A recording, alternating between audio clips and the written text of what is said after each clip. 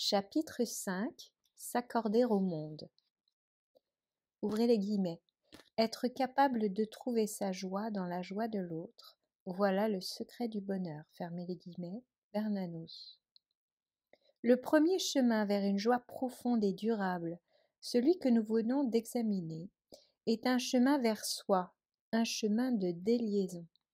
Le second chemin d'accès à notre source de joie intérieure est inversement et de manière concomitante un chemin vers l'autre, un chemin d'amour, de communion, un chemin de reliaison.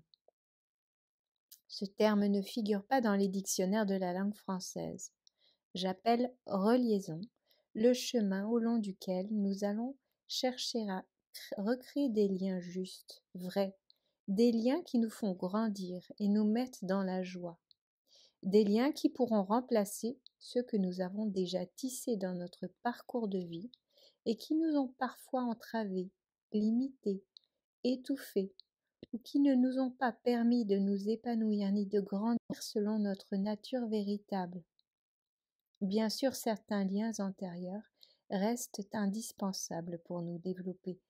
Ils constituent le terreau sur lequel nous allons tisser ces nouveaux liens, plus justes et plus adaptés à ce que nous sommes aujourd'hui. L'amour d'amitié. Aucun être humain ne peut vivre et croître sans amour, sans liens affectifs avec les autres et le monde. Nos tout premiers liens remontent à la vie intra-utérine. Ce sont des liens exclusifs avec notre mère, avec son inconscient, ses énergies, ses affects.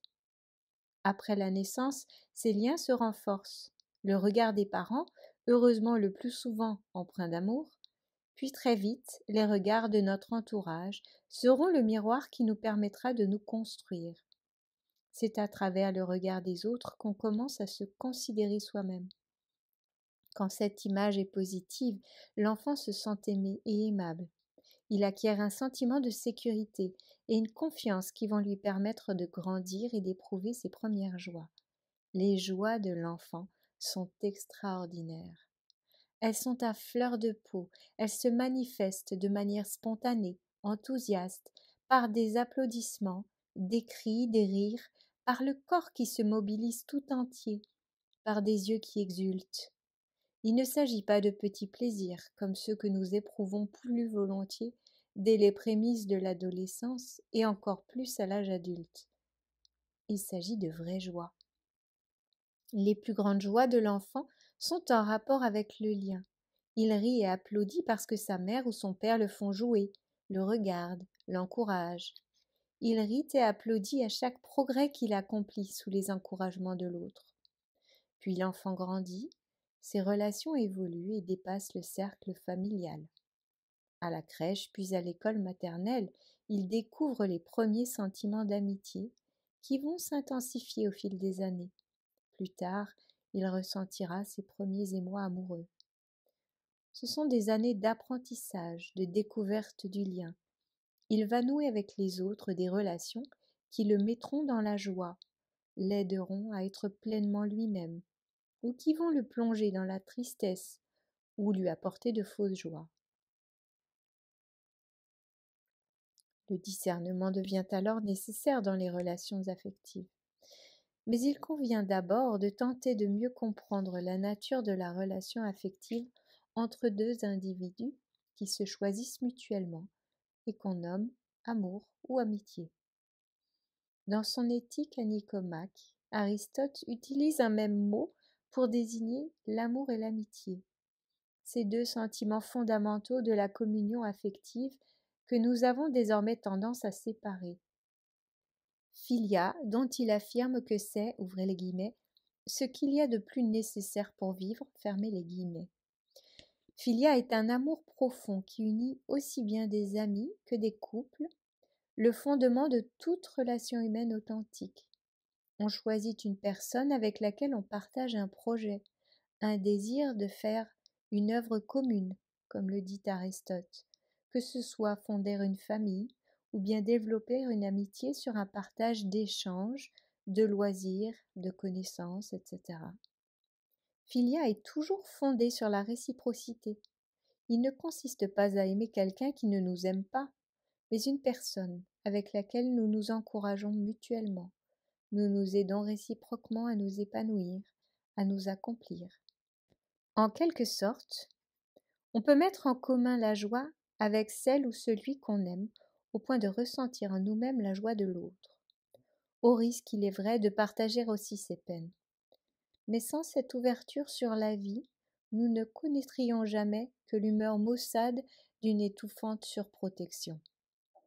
Il arrive malheureusement que les amitiés ou les amours soient bancales, parce que l'un aime inconditionnellement et veut avant tout le bonheur de l'autre, alors que l'autre aime conditionnellement, c'est-à-dire à condition que l'on réponde à son attente. Ce type de relation existe à tous les niveaux. Je connais des parents qui aiment leurs enfants à condition qu'ils réussissent dans ses études. Des conjoints qui aiment leur partenaire à condition qu'il conserve son poste ou sa beauté physique. Des amis qui sont liés avec vous parce qu'ils en sont flattés ou parce que vous les introduisez dans tel ou tel milieu. Ces amitiés et amours conditionnels empêchent la joie d'émerger. Nous ne sommes pas aimés pour nous-mêmes. De fait, dans cette relation, nous ne serons jamais nous-mêmes. Philia comporte une dimension sans laquelle aucun amour ne peut être vrai ou épanouissant.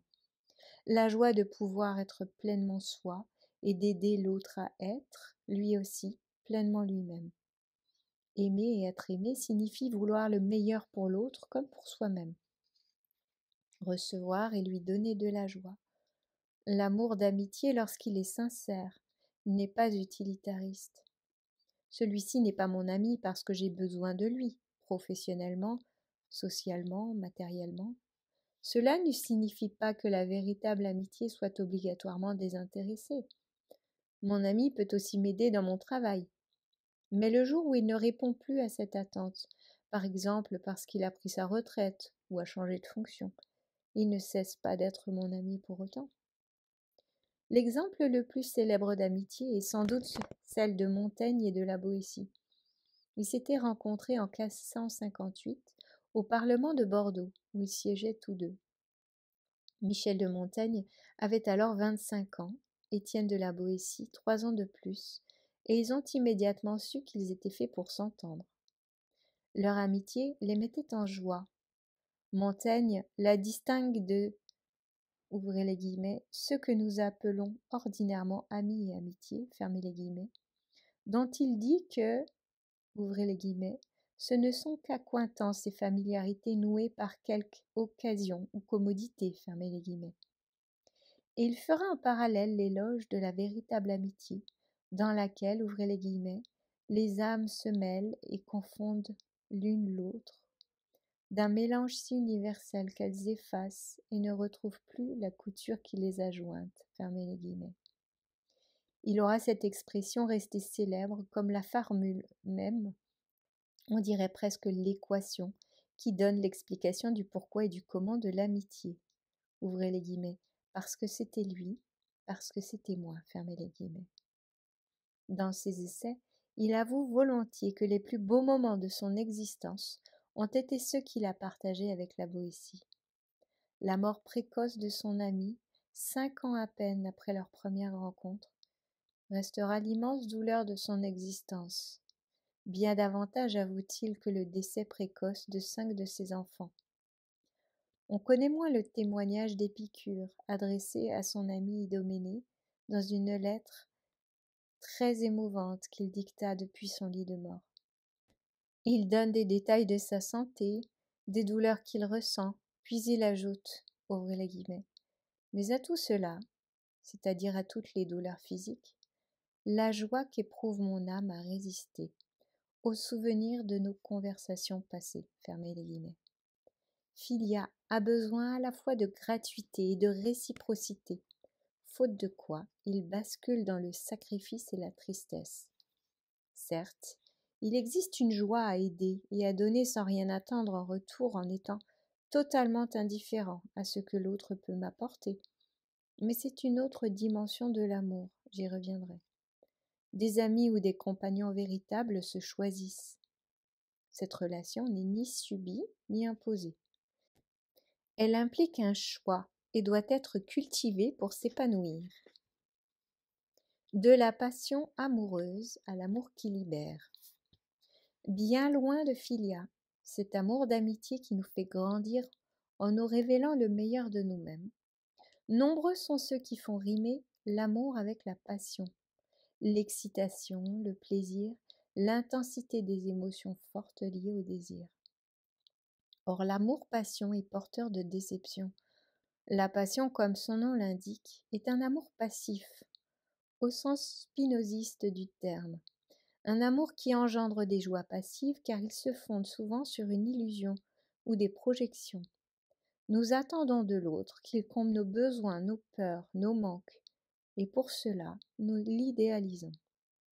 Ou bien nous l'identifions inconsciemment à l'un de nos parents, et nous reproduisons toujours de manière inconsciente le type de lien affectif que nous avions enfant avec ce parent. Ces illusions expliquent le caractère éphémère de la passion. Tôt ou tard, elle finit par se dissiper. On dit que l'amour dure 3 ans. L'amour véritable, non.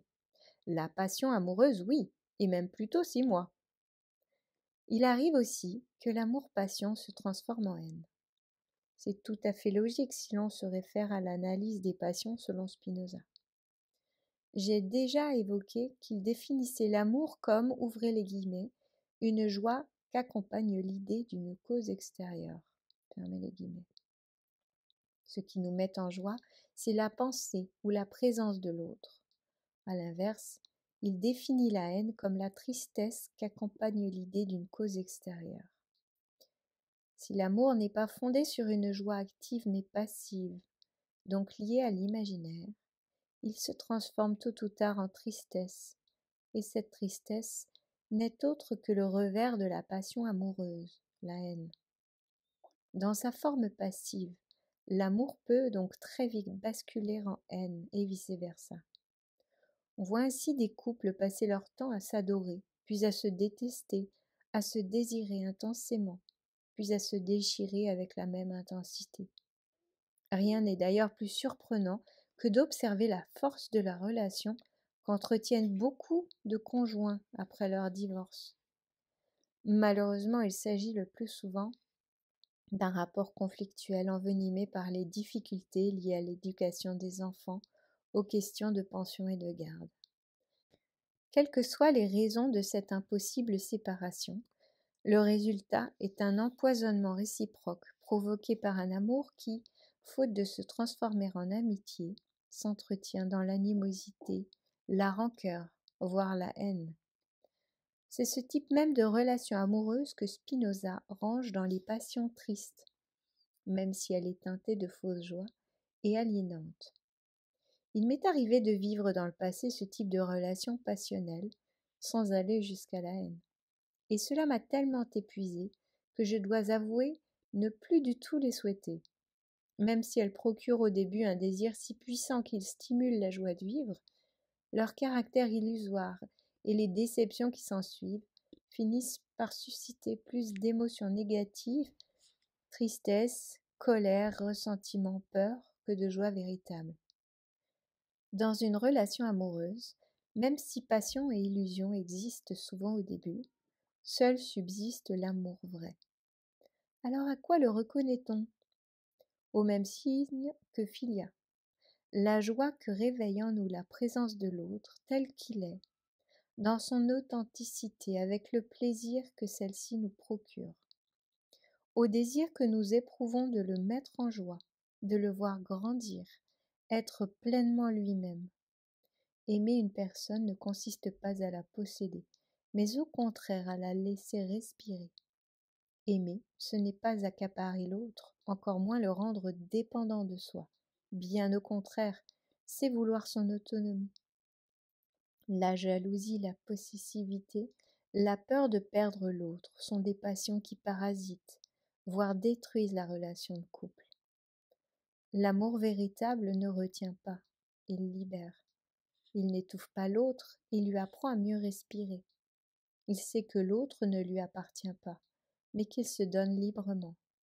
Il recherche sa présence, mais il aime aussi la solitude et les temps de séparation, car il sait que ce sont eux qui lui feront mieux encore goûter la présence de l'aimé.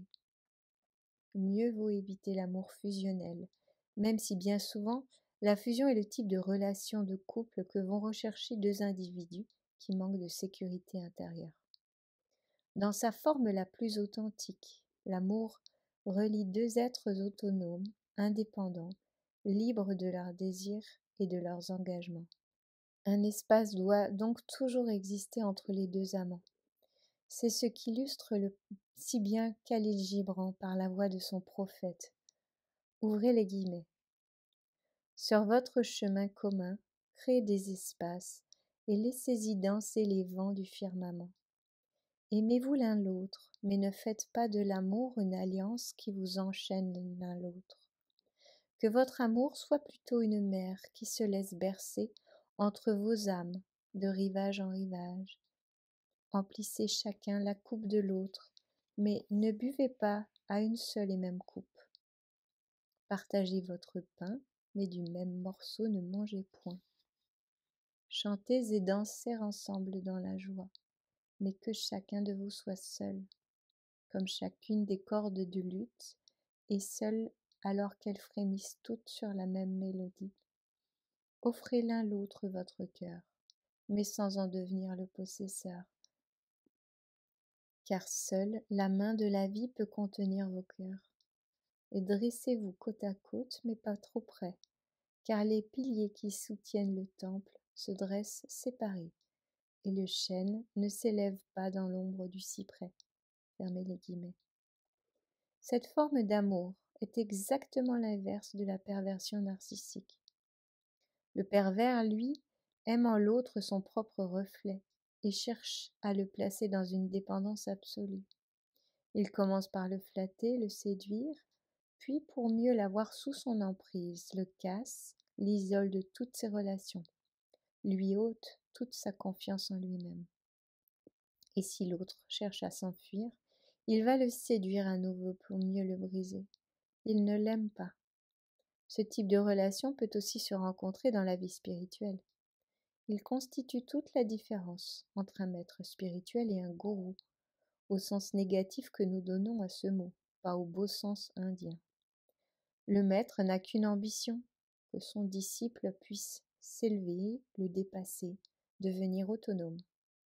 Le gourou n'a qu'une préoccupation, rendre son disciple dépendant de lui, incapable de se défaire de lui, en addiction vis-à-vis de lui. J'utiliserai exactement les mêmes mots pour distinguer l'amour véritable de sa perversion narcissique.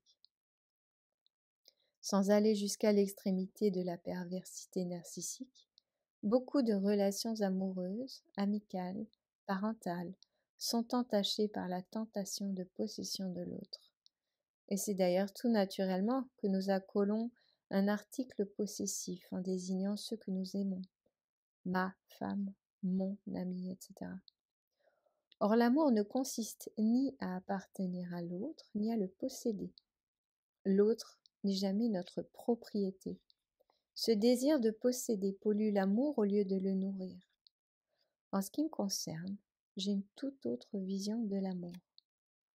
Je le vois comme une relation ouverte et saine, où l'on est heureux que l'autre est un jardin secret, où il peut déambuler à sa guise, avoir des amis, des relations qui lui sont propres, sans que nous vivions pour autant dans une insécurité permanente.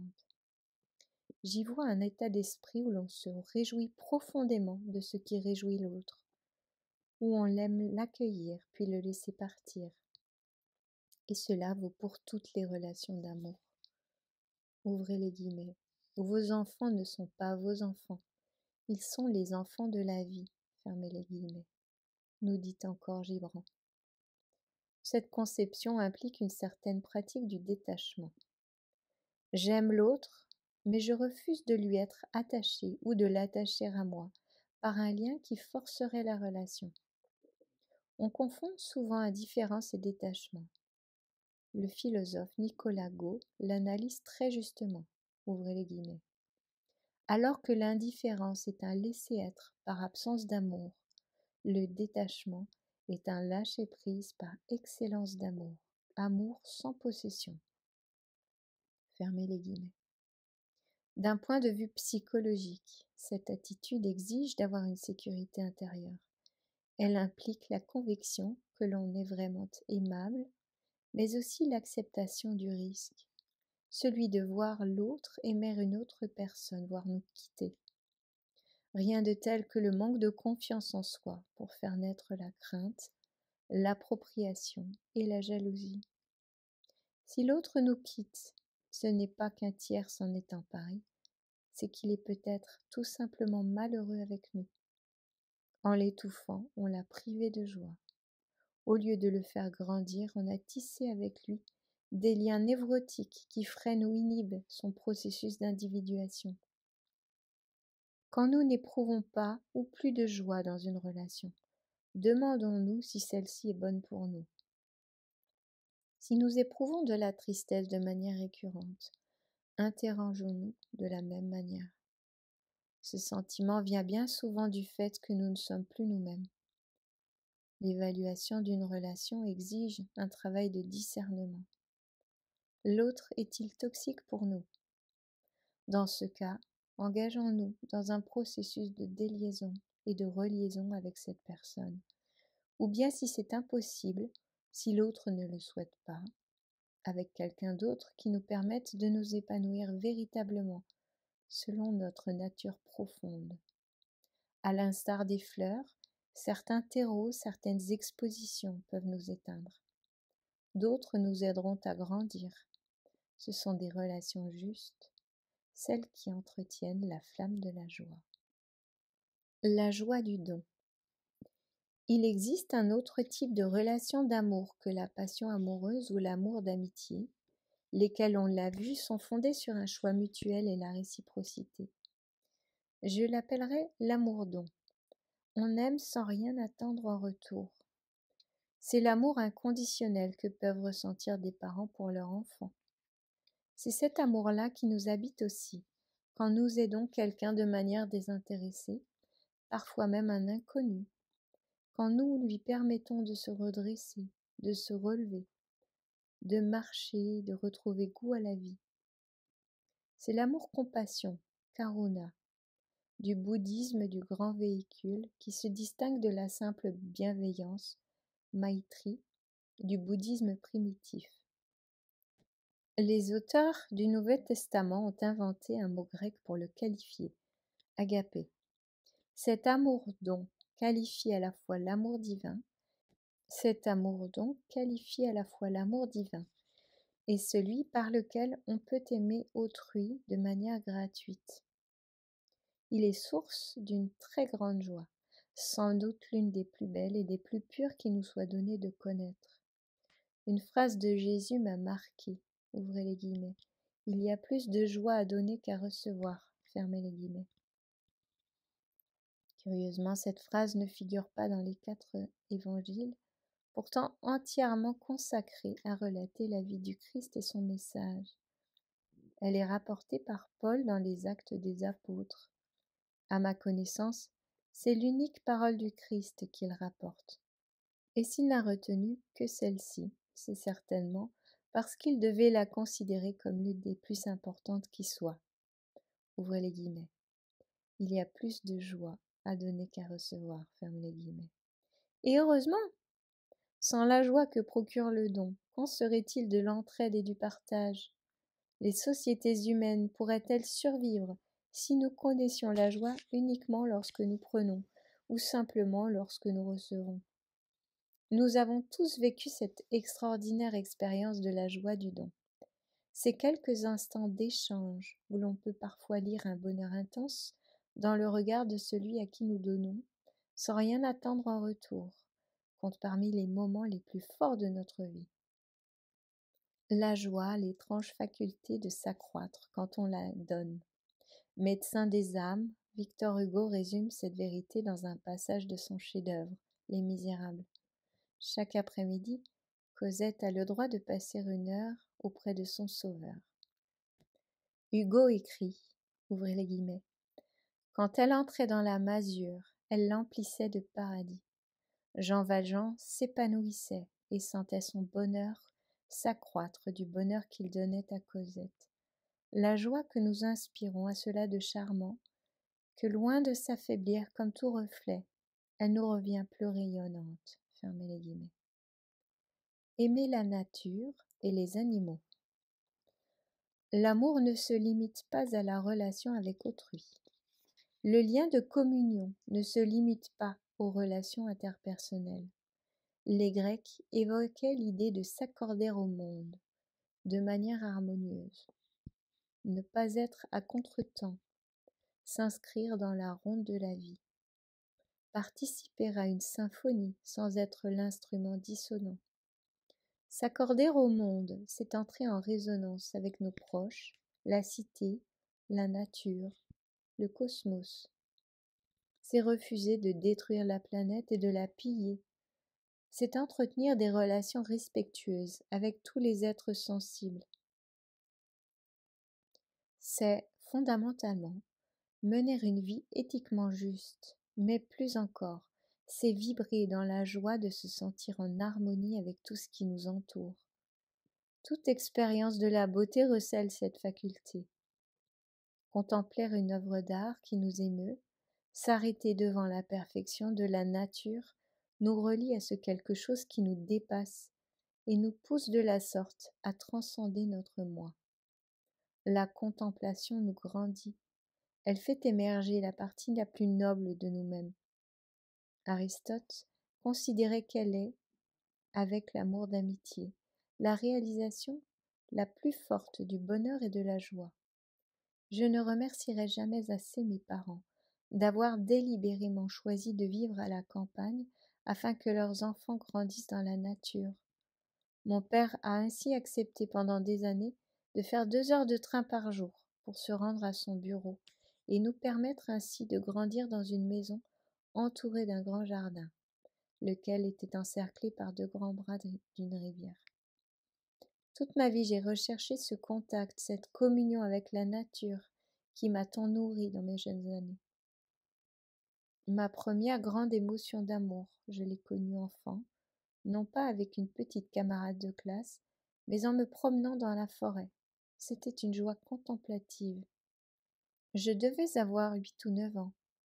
Ma tante, Antoinette, qui était ethnologue au Cameroun, m'avait rapporté un arc et des flèches. Mon père m'avait proposé d'aller chasser le faisan dans la forêt voisine du lieu où nous habitions. C'était un dimanche matin de bonne heure. Je me souviens d'une très douce lumière qui filtrait à travers les branchages des arbres.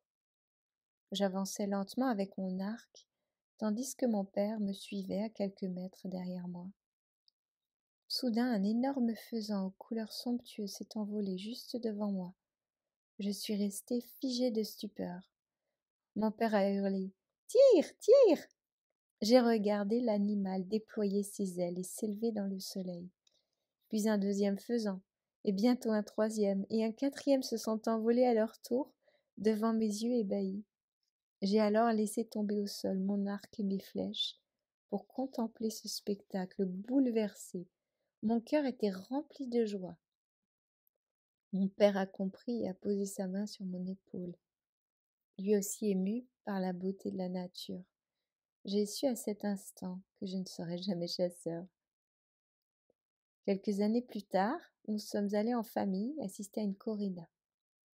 Lorsque j'ai vu le picador forcer son cheval terrorisé à supporter la charge du taureau, puis perforer les muscles de la nuque de l'animal traqué afin qu'il ne puisse plus relever la tête pour bien combattre, lorsque j'ai vu le sang jaillir et les gens hurler de joie, une violente nausée m'a saisie et je suis sortie de l'arène.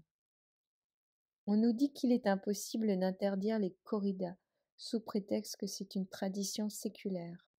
Dans cette logique, les jeux du cirque où des humains s'entretuaient et que les chrétiens ont interdit étaient aussi des traditions séculaires. Et il en va de même de l'excision des petites filles dans de nombreux pays. Je suis convaincue qu'un vrai sens altruiste, une profonde sensibilité à la souffrance des êtres vivants, ne peuvent nous faire à la fois refuser celle des hommes et supporter, voire encourager celle des animaux. Il m'arrive de tuer un moustique qui m'empêche de dormir, ou même de pêcher des poissons pour les manger juste après. Mais quelle joie cruelle que celle d'ôter la vie à un être vivant par pur plaisir, juste pour éprouver sa propre puissance en donnant la mort. Quelle passion triste et régressive que celle de la corrida et celle de la chasse lorsqu'elle est pratiquée comme un sport. Et je n'ai même pas évoqué ici cette industrialisation de l'élevage qui nous fait traiter les animaux comme des choses inertes. On parle d'ailleurs de minerais dans les élevages porcins. Des machines à produire des aliments et non comme des êtres sensibles. En respectant la nature et la vie, l'être humain s'accorde au monde. Il a une attitude éthique juste. En faisant l'inverse, il se désaccorde de son environnement naturel, le violente, et tôt ou tard le payera cher. La nature, je préfère la contempler plutôt que de la dominer, et cette contemplation permet d'approcher le sacré. L'esprit, le nous pour les Grecs, est fait pour contempler, nous disent Platon, Aristote et Plotin. Il est ému par quelque chose qui le dépasse, qui le transcende, qui l'éblouit en profondeur. Or, c'est la définition même de l'émotion mystique, mot qui signifie littéralement relatif au mystère. C'est ce que nous allons considérer maintenant, en évoquant ce que les sages et les mystiques du monde entier appellent la joie pure ou la joie parfaite.